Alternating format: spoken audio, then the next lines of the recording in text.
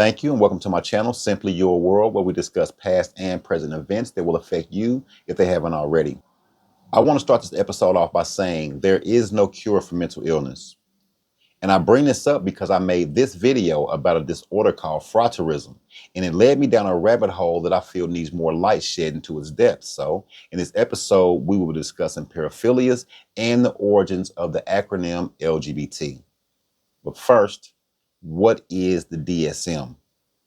The Diagnostic and Statistic Manual of Mental Disorders is a comprehensive manual published by the American Psychiatric Association. It serves as an authoritative guide for identifying mental disorders, covering all categories of mental health conditions for both adults and children. The DSM includes descriptions, symptoms, and standards for identifying these disorders, making it a necessary resource for mental health professionals. But since the inception of the psychiatric field, the profession has struggled to prove the legitimacy of its work. Because like I stated earlier, there is no cure for mental illness. And based on that fact, methods had to be developed to clear their board of disorders such as paranoia, schizophrenia, and sleep disorders, just to name a few. One of the main methods used to create an avenue for these certain illnesses to be labeled as normal is a process I like to call refuse, erase, and transform. First, a group of individuals must reject the fact they have a disorder.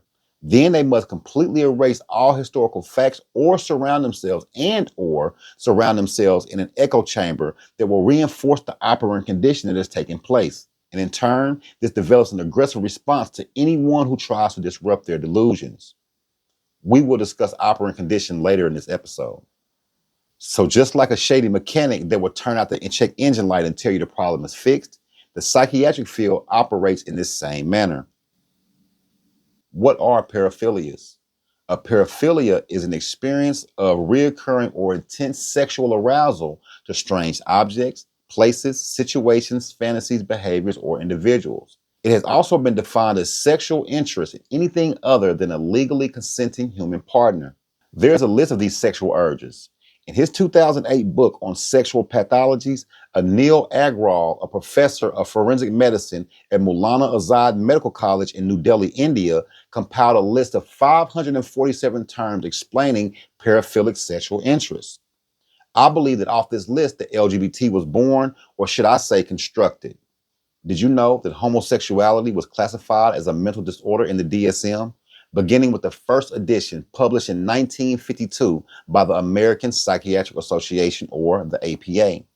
This classification was challenged by gay rights activists during the gay liberation movement, especially following the 1969 Stonewall riots, or better known as the Stonewall Uprising, the Rebellion, or the Stonewall Revolution, or just simply Stonewall, was a series of spontaneous riots and demonstrations by the gay community against the police raids that took place in the early morning hours of June 28, 1969.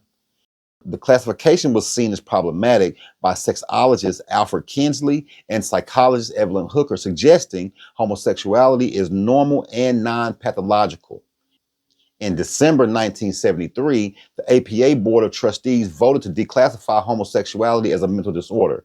And in 1974, the full APA membership voted to confirm this. The DSM was then updated in the 1974 seventh printing of the second edition, or the DSM-2. Homosexuality was replaced with a new diagnostic code for individuals distressed by their disorder, termed ego-dystonic sexual orientations. Distress over one's sexual orientation remained in the manual under different names until the DSM-5 in 2013. As I said, instead of curing the problem, it was only removed from the category of pathological. Reintroduced to a new generation as an end thing, now this thought has spread like a pathogen. I don't like to lose things in translation, so what is the definition of a pathogen? I think it's worthy to note that a pathogen is a biological entity that causes disease by invading and replicating within the host organism. Another name for a pathogen is an infectious agent. Can certain thoughts that lead to adverse behaviors be considered as an infectious agent? While you think about that, let's get deeper on paraphilias. Remember, a paraphilia is an experience of recurring or intense sexual arousal to strange objects, places, situations, fantasies, behaviors, or individuals. It has also been defined as a sexual interest in anything other than a legally consenting human partner. Professor Agarwal warns not all these paraphilias have necessarily been seen in clinicals. Now, this may not be because they don't exist, but because they are so small, they've never been brought to the notice of clinicians or totally dismissed by them. Remember, the purpose of this video is to show the evidence of why I think the acronym LGBT derived from this list of mental disorders. Just like any fruit or vegetable, if picked before fully ripening, it will spoil quickly. I bring this up because every term we're about to discuss can eventually be released into and onto society if the time is right. Just like Pandora's box, some things are just better left under wraps. First, for correlation and translation purposes, I want to review the definitions of lesbian, gay, bisexual, and transsexual. And as we go over this paraphilia list, you will start to see exactly why I say this community is either the love child or the rejects of the psychiatric field. Lesbian, denoting or relating to women who are sexually or romantically attracted to other women or to sexual attraction or activity between women. Now, the G in this acronym doesn't seem as if it should be singled out. It seems like it's more of an umbrella term. And maybe you will see what I'm saying, but gay, sexually or romantically attracted to people of one's own sex. Bisexual, sexually or romantically attracted to both men and women or to more than one sex or gender.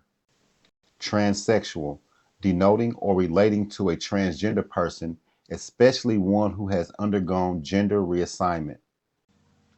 Okay, now check this out. This is an extensive list of those paraphilias and their erotic interest. Again, so we don't lose anything in translation, what is erotic behavior? Erotic behavior is devoted to or tending to arouse sexual love or desire. It is often described as sexy, sensual, bawdy, steamy, earthy, spicy, titillating, seductive, hungry, delicious, and hot. Erotic behavior can be expressed through various means such as dance, literature, and art forms. This is a list of paraphilias. The left column shows the disorder, and the right column shows the erotic interest of the matching term. We will not be going over the full list. Instead, I'm going to play a short slideshow. And as you read over these terms and definitions, it should be obvious that we have discovered the free agent list of sexual debauchery.